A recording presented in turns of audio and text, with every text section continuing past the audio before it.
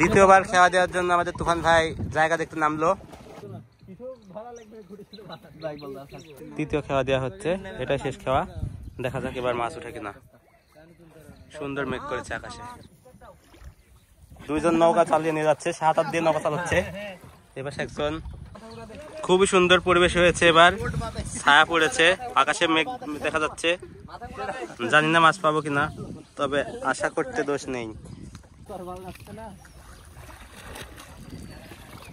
আমরা ঘিরে নিয়েছি, সুন্দর আবহাওয়া দেখতে পাচ্ছেন আপনারা, কি সুন্দর মেঘ করছে।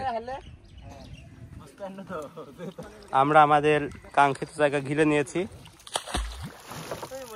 আগাছাগুলো জালের ভিতরে নিয়ে নিচ্ছি, যেন এর ভিতরে লুকিয়ে থাকা মাছগুলো আমাদের জালে ওঠে।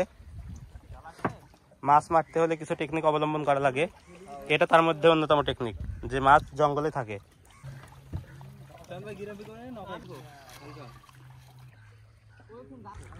নৌকা থেকে আর ভিডিও করা হলো না, মাছ দেখবো, তাই আমরা জালের কাছে চলে যাচ্ছি।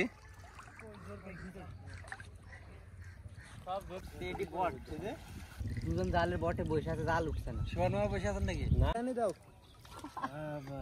সবই পায়, সবই পায়, আমার তিনজন ইকবাল বলো, ইকবালের একটু কষ্ট। হাঁটু মানে জাল পেয়ে যেতে আর জাল পেয়ে যাচ্ছে মধ্যে কাটলি চলে গেল।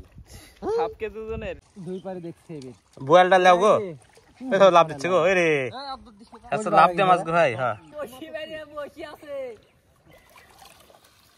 হেড তুলো করো, এতে মাছ আছে, মাছ আছে, এক মারো। মাছটা হইলি এত ফাটা কে